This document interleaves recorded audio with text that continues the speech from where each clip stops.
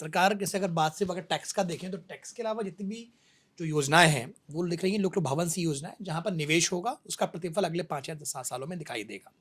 अगर बात शिक्षा की करते हैं और सेहत की करते हैं तो सरकार ने इस बार पूरे बजट में एक बार हेल्थ केयर शब्द का इस्तेमाल किया। हम वर्तमान में तमाम बीमारियों से भारत जूझ रहा है, हेल्थ हृदय के रोग की बीमारी बढ़ी। सरकार ने जो भी कहा कि मेडिकल की सीट्स बढ़ेंगी जो अगले 5 सालों में क्रमिक अंतराल पे बढ़ती जाएंगी। अगर आप शिक्षा में देखें तो एक्सपेंशन आपको आईआईटी पटना के अंदर ही दिखाई देता है। इसके अलावा सरकार ने ये कहा कि हमने 2023 तक 1.15 लाख सीटें जो 50,000 के करीब थोड़ा बहुत संख्या दिखती उनमें बढ़ा दिया।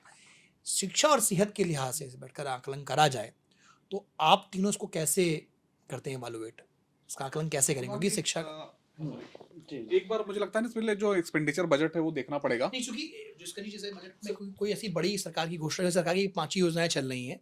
तो अगर हम देखें जो भी सरकार ने अपना बजट का आंकड़ा दिया है, उसमें शिक्षा 5वें नंबर पर आ रही है, जो सरकार ने की हाइलाइट्स में अपना बजट का आंकड़ा दिया और 7वें 8वें नंबर पर ही क्योंकि नंबर 1 पे डिफेंस दिख रहा है। रूरल इकॉनमी जो है वो बड़ी सबसे मतलब नंबर 2 पर दिखाई दे रही है। जो सरकार ने एक मोटा-सा की हाइलाइट्स में अपने 5 या 10 पॉइंटर्स जिनकी सरकार ने बात करी है। मुझे लगता है जैसा कि हाँ। आपने भी कहा और मतलब जो पूरा बजट अगर देखा जाए तो मुझे लगता है सरकार ने जो शिक्षा के तौर पे जो पहले अनाउंसमेंट होते थे, नए इंस्टीट्यूट्स, नए संस्थान या नए विधाएँ उससे मुझे लगता है थोड़ा-सा फ़ोकस हटा के स्किलिंग पे ज़्यादा जोर दिया है। आप देखेंगे अलग-अलग सेक्टर्स में एग्रीकल्चर में स्किल पे फ़ोकस अलग है, मैन्युफैक्चरिंग में स्किल पे फ़ोकस अलग है। इवन बड़े जो प्रोफ़ेशनल संस्थान हैं, वहाँ पर हिंदी को मतलब रीजनल लैंग्वेज में पढ़ाई को फ़ोकस किया जा रहा है ताकि लोग चीज़ों को बेहतर समझें, नए इनोवेशंस हों।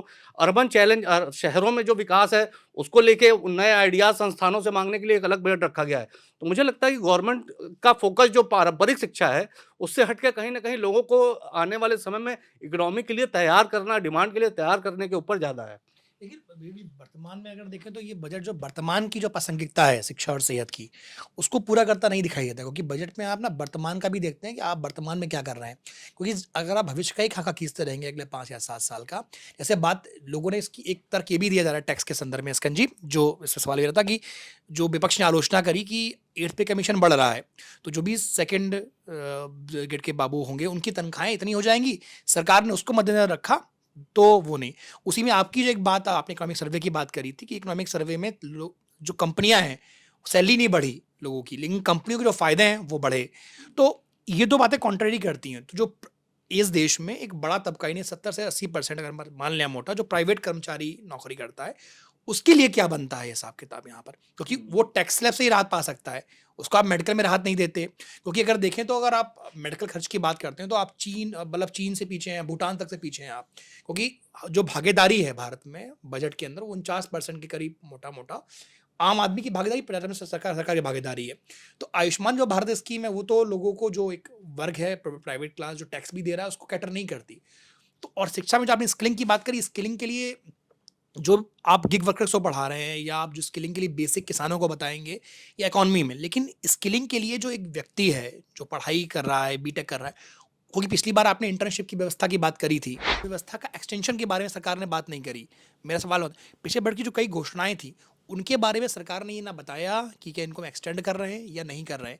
ये क्लैरिटी होता है बाद में बिल के अंदर बाद में आए, लेकिन अभी तक ये क्लैरिटी नहीं दिखाई दे रही है क्योंकि बजट के जो आंकड़े भी हैं, उसके अंदर अभी भी आपने एजुकेशन की बात की थी, मैं वही एक्सपेंडिचर बजट निकाल के देख रहा था।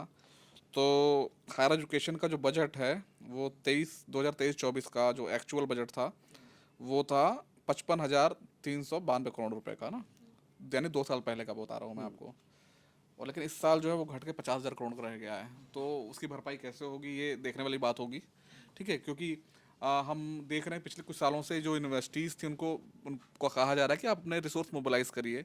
तो क्या इस बार थोड़ी और मुश्किलें आने वाली हैं जो हमारे हायर एजुकेशन संस्थान हैं, तो हमें देखना पड़ेगा क्योंकि एक रिलीफ देने के लिए देखिए एक किटी होती है ना, उसके लिए आप अलग से तो कहीं ला लीजिए क्योंकि विनिवेश वगैरह जो पे। आपने कल एक बात करी थी कि बेनिफिट कहाँ है, तो बेनिफिट सरकार टैक्स में लेके चली गई। हाँ, तो अगर अब वो टैक्स, बेनिफिट हाँ, हाँ वो टैक्स रिलीफ तो दे दिया है लेकिन अब हमें देखना पड़ेगा कि उसको काटा कहाँ कहाँ से है।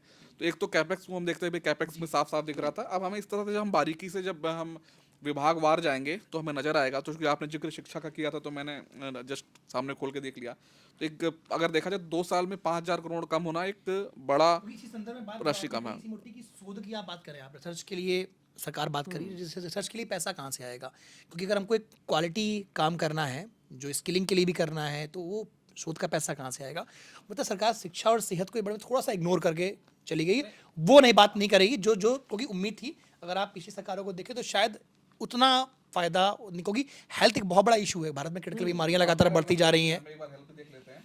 जी, जी। क्योंकि हेल्थ के अंदर सरकार को कुछ ऐसे स्कीम्स थी, जैसे सिकल सेमोनिया की सरकार ने सिकल एनीमिया की सॉरी बात करी सरकार ने। इस बार हेल्थ के अंदर की कोई ऐसी बड़ी कैंसर के लिए सरकार ने बात करी कि हम हर डे केयर सेंटर बनाएँगे, जो कि कई डिस्ट्रिक्टों में खोले जाएँगे।